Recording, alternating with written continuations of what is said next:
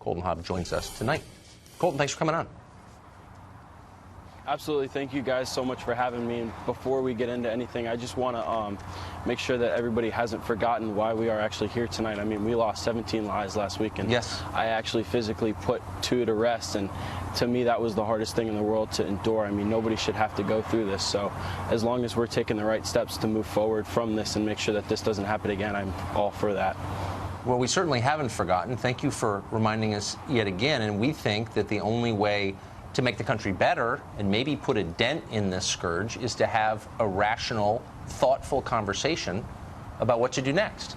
And with that in mind, Absolutely. You were planning to go to this event last night. And tell me if I'm mischaracterizing any of this.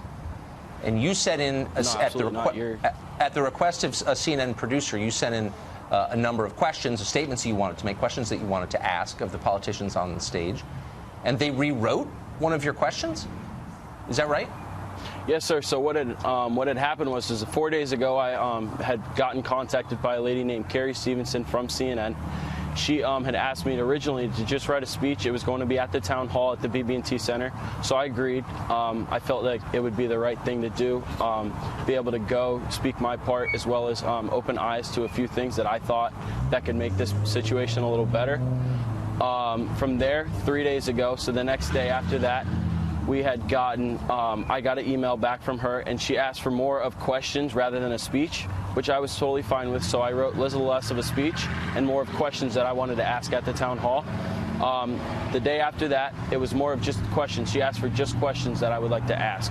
So I gave her my questions, and then yesterday at about 5:15, I made contact with her, and she had asked if I just asked her one question. So what they had actually done was wrote out a question for me, because in my interview with CNN, I had talked about arming the teachers if they were willing to arm themselves in the school to carry on campus.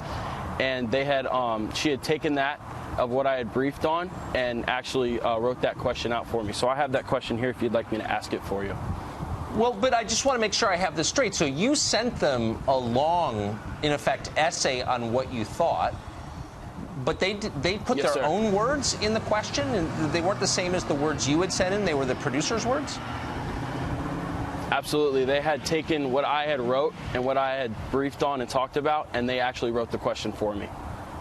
But not with your words. I mean, they put their own words into your question, even after they'd asked you to send questions in. But that seems dishonest. It definitely did, and that's kind of why I didn't go last night. Originally, I had thought that it was going to be more of my own question and my own say, and then it turned out to be more of just a script. And she had actually said that over the phone, that I needed to stick to the script. That's remarkable. What did you watch last night? I watched a little bit of it. I kind of felt like I didn't really need to, because I knew that as soon as what had happened with me, that it was going to be more scripted and wasn't actually going to be actual questions. Then I didn't feel the need to fully watch it. So if CNN was willing to reword your question, put their own words in your mouth, and as you said, you didn't want to go along with that, do you think they did that to other people last night? I mean, absolutely. From what I did see, I'd seen a couple people that had asked questions before I did leave my house. And it was a little piece of paper cut out.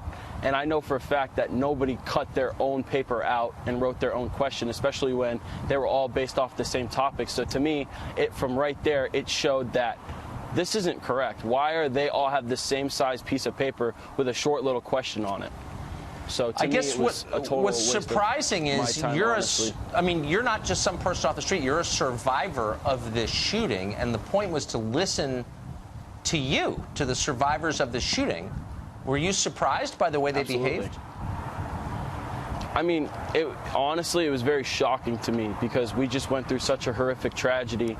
For them to take that and now make such a big news cast over what they want to hear, it was very upsetting to me. It's shocking to us too, trust me, in the actual journalism business. Colton, thank you. Thank you for telling us that. It's really interesting. Absolutely. I appreciate it. Absolutely. Godspeed.